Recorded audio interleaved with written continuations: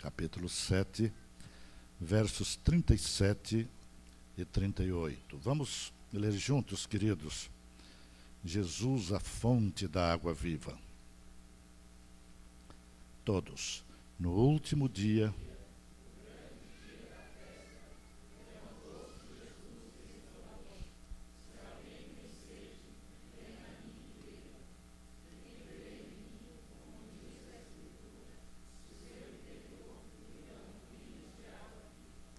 amém. Se alguém tem sede, venha a mim e beba. Quem crer em mim, diz a Escritura, do seu interior fluirão rios de água viva. Meus irmãos amados, a Bíblia, tanto no Antigo Testamento como no Novo, traz vários títulos que são atribuídos ao nosso Senhor e Salvador Jesus Cristo. E esses títulos não conseguem descrever tudo o que Jesus representa para mim e para você. O que Ele tem feito na nossa vida. Os títulos são elogiosos. Eles tentam descrever algo da personalidade cristalina, gloriosa de nosso Senhor Jesus Cristo. Mas, na verdade, o que Ele é para nós é que conta. O que Ele é no seu coração, no meu coração, para a nossa vida, no caminhar da nossa história. Esses títulos querem descrever a singularidade da pessoa de Jesus Cristo e a missão suprema que Ele veio desenvolver aqui na terra, como Filho de Deus, como Salvador, como Senhor da nossa vida. Jesus é conhecido como a porta, a luz do mundo, a estrela da manhã, o lírio dos vales, o alfa e o ômega, e assim vai. São tantos títulos e ainda são poucos para descrever essa personalidade gloriosa de nosso Senhor e Salvador Jesus Cristo.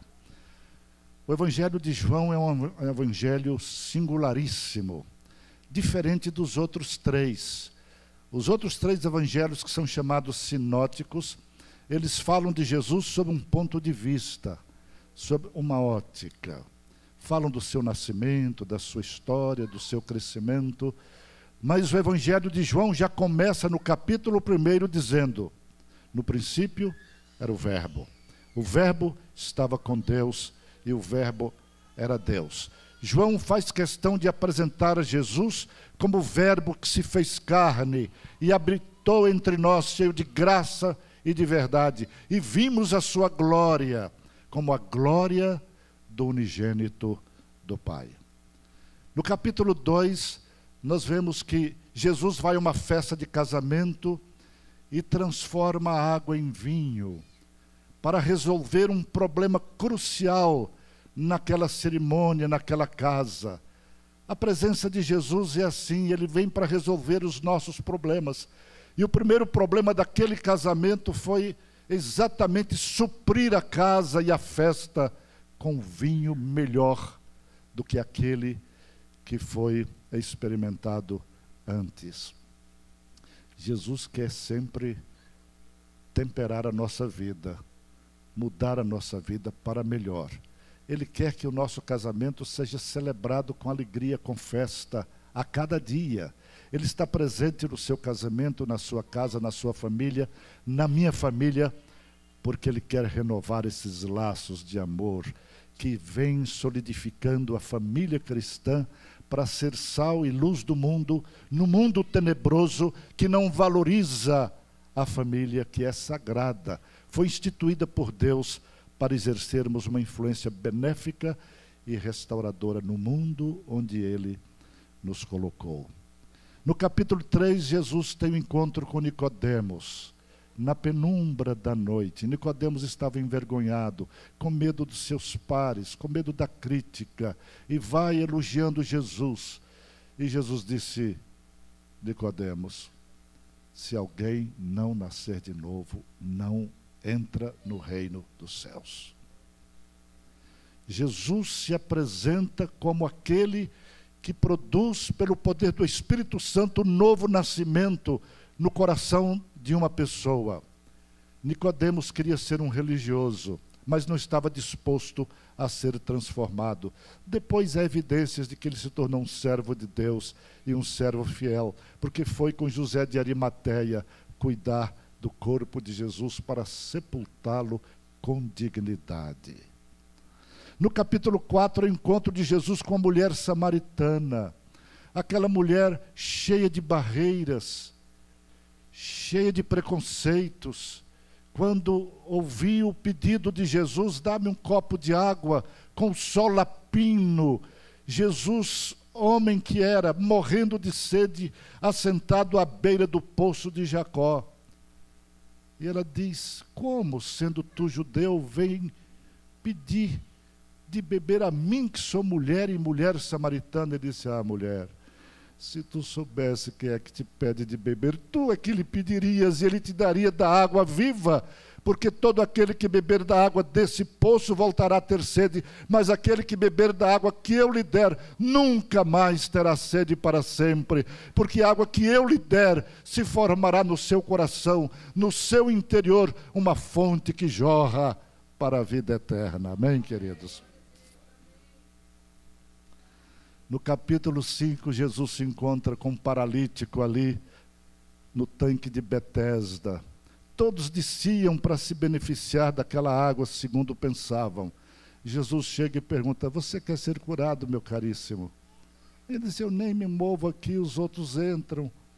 Ele: já que você não pode fazer nada, já que você está paralisado, eu vou fazer.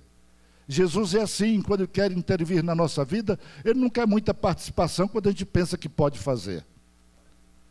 Quando a gente declara a nulidade completa do nosso ser, a nossa incompetência absoluta e total, ele intervém e realiza milagres estupendos na nossa vida. Deus tem feito milagres nessa igreja, eu sei. Deus tem feito milagres em nossa igreja.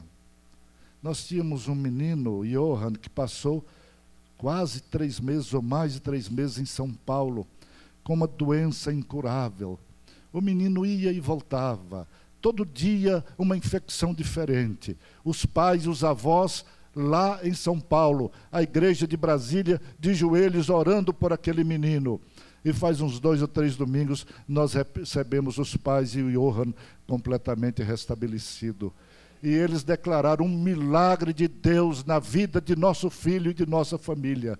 Queridos, é isso que Jesus quer fazer na sua vida, na minha vida, na vida do povo de Brasília, por seu intermédio, por intermédio da igreja que proclama a verdade sacrossanta e gloriosa de nosso Senhor Jesus Cristo.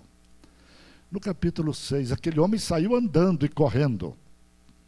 No capítulo 6, Jesus se apresenta como o pão da vida.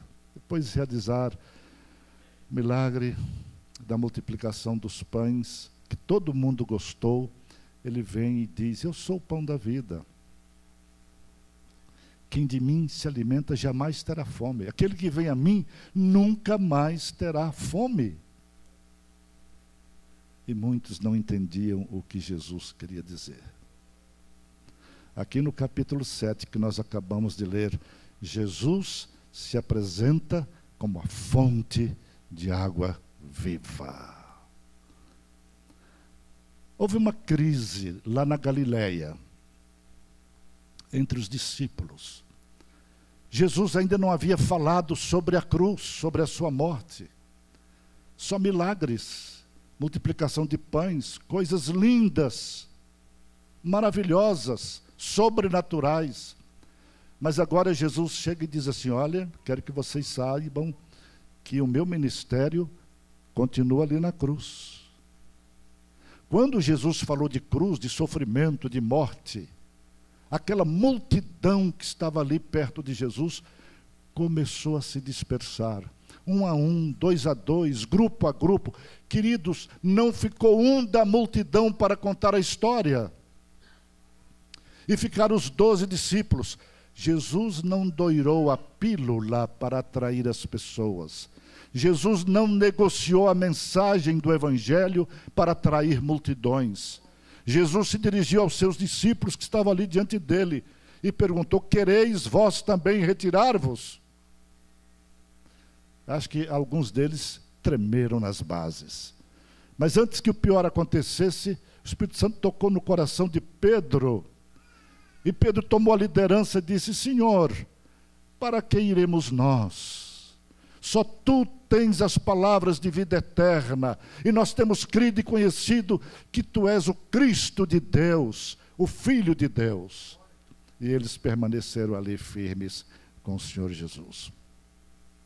Nós vamos ter tempos de perseguições. Não sei quando, mas a Bíblia fala a respeito disso. E olhem, queridos, seremos provados. E Paulo diz que aquele que quiser ser fiel ao Senhor Jesus e permanecer fiel, ele vai ser perseguido. E ver milagres é bom, ser abençoado com fartura é uma maravilha. Agora, queridos, continuar seguindo a Jesus no meio da procela, da dificuldade, da provação, das perseguições, aí é que será provada a nossa fidelidade de verdadeiros discípulos. Jesus estava indo para a festa dos tabernáculos, mas os seus discípulos não estavam crendo nele. Os seus irmãos também não estavam crendo em tudo que Jesus ia fazer. Os irmãos até disseram para ele: você não tem uma proposta? Você não tem uma verdade a ser dita? Vai para o meio das autoridades, vai para o meio do povo. E Jesus sempre dizia: ainda não é chegada a minha hora. Jesus nunca fez qualquer coisa antes do tempo ou depois do tempo. Queridos, nada acontece por acaso. Nós cremos num Deus soberano, num Deus providente, num Deus sábio, num Deus que não usa relógio, mas usa o kairós, o kairômetro, o tempo oportuno para Ele intervir na nossa vida de uma maneira maravilhosa. Então, seus irmãos foram lá para a festa dos tabernáculos, outros foram, as multidões foram, lá estavam os judeus, e Jesus chega depois. E quando Jesus entra no templo, queridos, ele viu aquela gente toda, esfuziante de alegria com o cerimonial, aquela água sendo trazida lá do tanque de Siloé, numa bacia de ouro, em procissão, e eles viam e derramavam sobre o altar, e quando derramavam aquela água sobre o altar, as trombetas soavam, e as multidões prorrompiam em glórias e aleluias ao Senhor. E Jesus fixou o olhar em alguns israelitas sinceros e percebeu que eles não estavam alegres por dentro. Era gente que queria algo mais, era gente que estava esperando a promessa daquele rio que estava fluindo do limiar do templo, profecia que para eles ainda não tinha sido cumprida, e era o próprio Jesus o cumprimento daquela promessa, queridos. E é nesse momento que Jesus se levanta no meio de gente que queria matá-lo, outros que queriam persegui-lo, outros que queriam desmoralizar a sua mensagem. Mas ele se levanta e diz: se alguém tem sede, venha a mim e beba. Aqueles israelitas que estavam ali insatisfeitos, com a sua alma sedenta, seu coração ressequido, aquela gente vibrou, porque eles sabiam que a promessa estava sendo cumprida naquele instante. E eles abriram o coração de par em par para receber o Senhor Jesus. Queridos, eu queria destacar 4 verdades a respeito desse convite especialíssimo de Jesus naquela oportunidade e hoje para nós, atualizando, contextualizando a palavra do Senhor. Este é um convite muito especial por causa do contexto e da ocasião em que ele foi feito. Aquela bacia de ouro, trazendo do tanque de Siloé a água em procissão para se derramar sobre o altar, era um fato tão importante para aqueles judeus que eles diziam assim: quem não viu esta cerimônia não sabe absolutamente o que é que significa júbilo. E ali estava diante deles um júbilo muito maior, que eles não viram, não reconheciam que era o Senhor Jesus. O derramamento da água, queridos, sobre o altar tem 3 significados. Em primeiro lugar, o reconhecimento do povo e a gratidão pelas bênçãos divinas, a chuva, a semente e a colheita. Segundo lugar, era a comemoração do suprimento milagroso de água lá no deserto. E em terceiro lugar, o derramamento daquela água sobre o altar era o símbolo perfeito do futuro derramamento do Espírito Santo sobre o povo de Deus, que muita gente não cria, não percebia. Era também o cumprimento do cântico dos sacerdotes em Isaías 12:3. O que é que está lá? Vós, com alegria, tirareis água das fontes da salvação. Que coisa linda. Que simbolismo maravilhoso. Então, no último dia, a bacia voltava vazia, comemorando a entrada de Israel numa terra seca. Terra de fontes de água, para que ela fosse umedecida e fertilizada. Foi exatamente nesse momento que Jesus se levantou e fez o convite. Se alguém tem sede, venha a mim e beba. Um grande e profundo rio sairá de debaixo do limiar do templo. E foi naquela hora que muitos reconheceram o cumprimento dessa promessa maravilhosa. Segundo lugar, queridos, é um convite para todos, sem discriminação. Se alguém tem sede, quem é que não tem sede da alma? Todos fomos feitos à imagem e semelhança de Deus.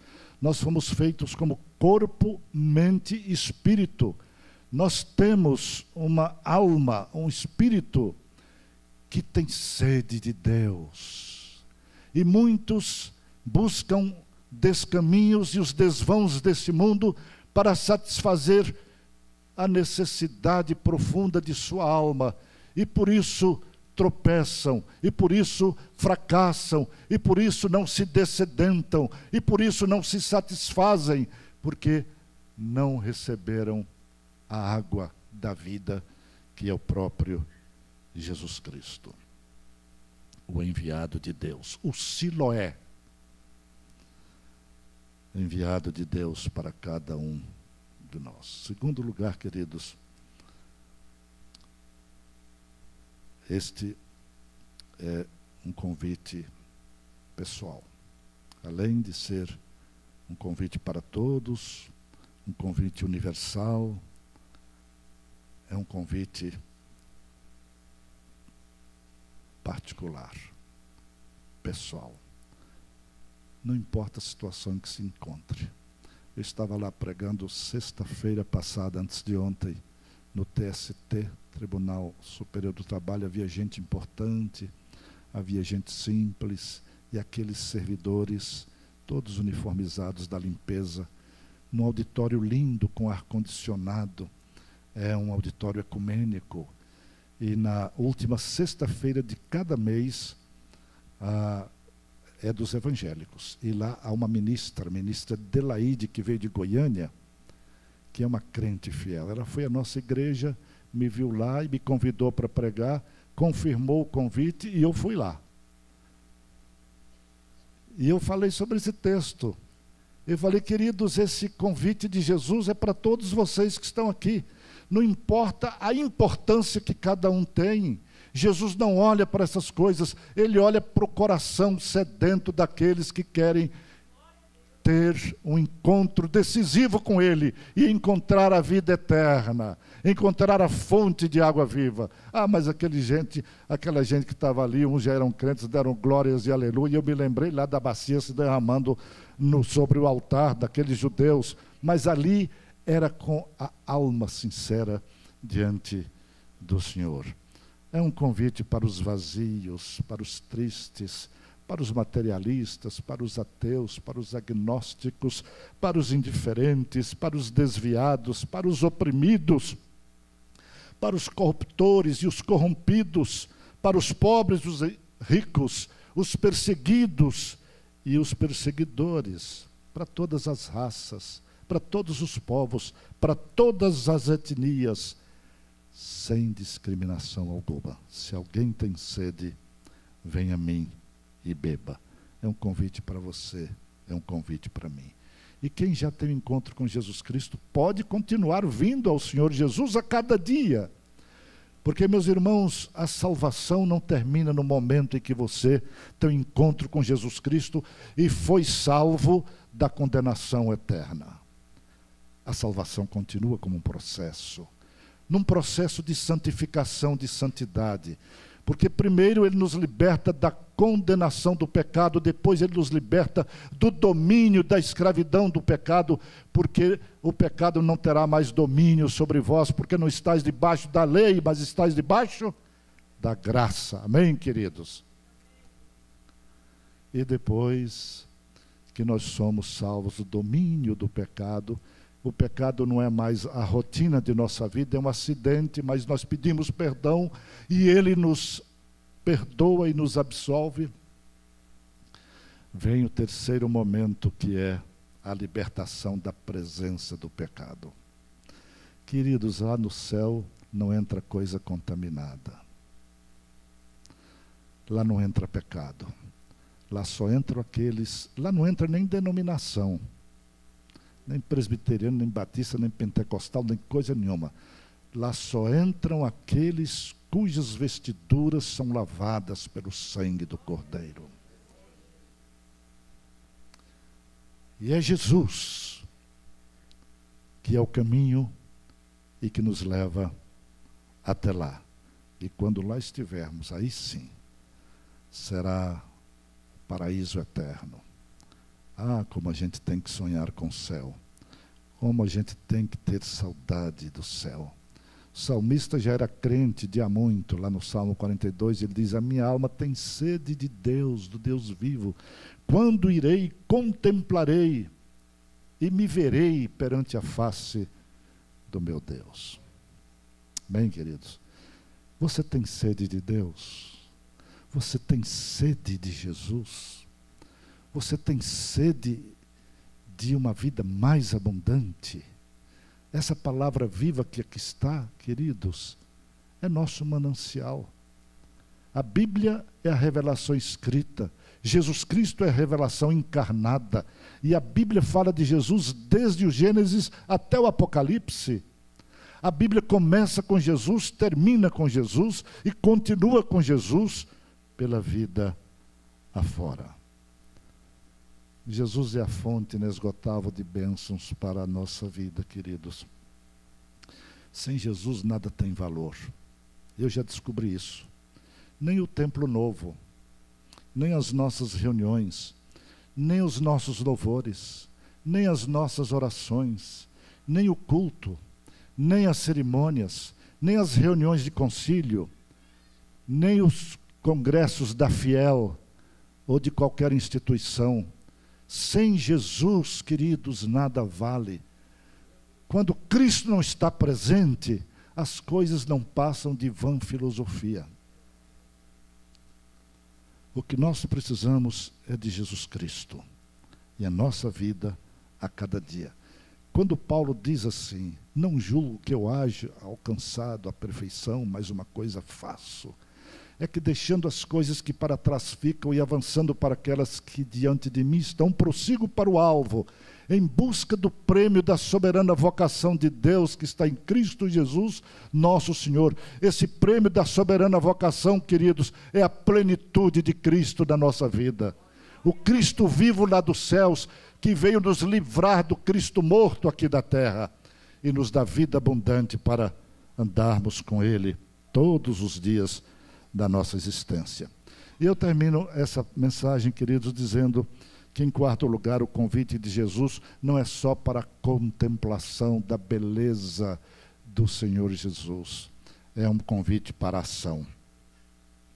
Não é apenas para admirar a cristalinidade da água viva, não é para analisar as suas propriedades, é para sorvê-la, é para bebê-la, é para se saciar. Não é para criticar Jesus que ele veio ao mundo, não é nem para elogiar. Ele, quando vem, faz o convite. Se alguém tem sede, venha a mim e beba.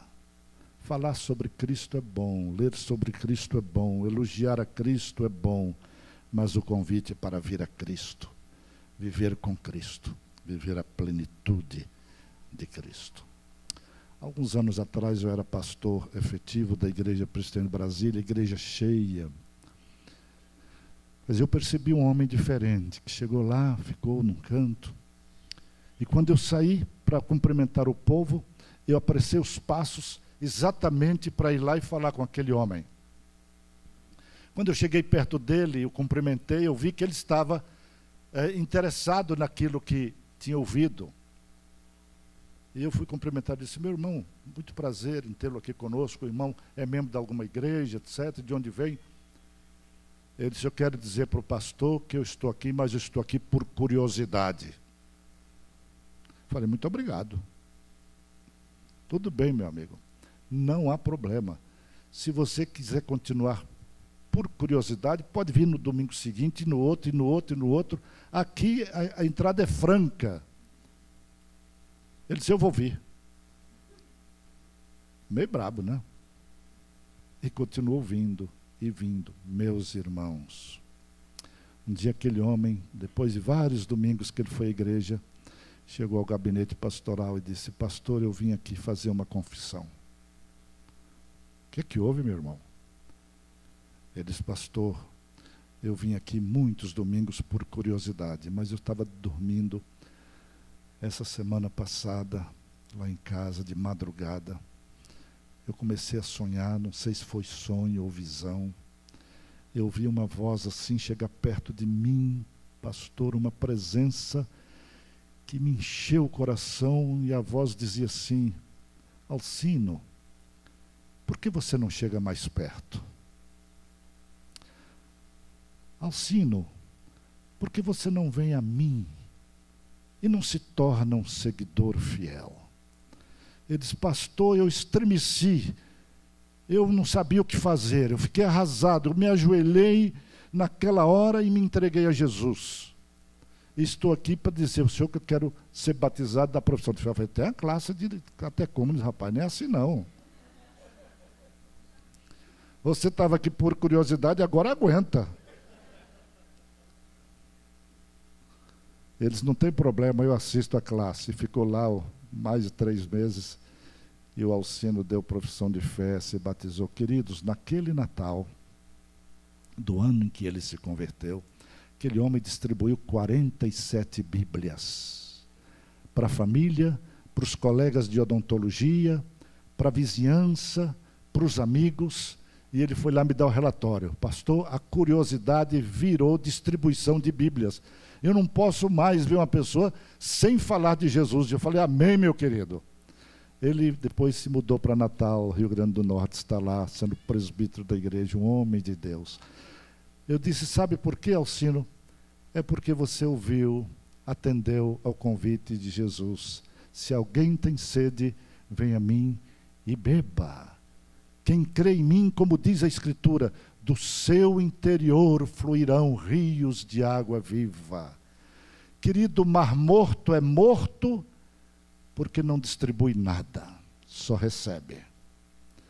Crentes mortos são aqueles que só recebem, mas a água fica salobra. Eu estive lá, no Mar Morto, com um grupo, 2 vezes, e me disseram que a gente podia sentar e ler a Bíblia lá. Não levei a Bíblia para não molhar, mas eu cheguei lá, entrei, sentei na água e fiquei como se estivesse lendo um livro. Aquilo é uma densidade terrível. Não tem vida, não tem vegetação, não tem peixe, não tem animal nenhum, não tem vida, porque é morto, porque é parado. Crente que tem vida abundante é aquele que distribui as bênçãos maravilhosas que tem recebido do Senhor com aqueles que passam pela sua vida. Que Deus os abençoe, queridos. Que Deus abençoe esta igreja, que Deus abençoe seus pastores, presbíteros, diáconos. Que essa igreja cresça cada dia, não somente em número, mas sobretudo no poder do Espírito Santo de Deus, para ser uma fonte de água viva. Vamos orar.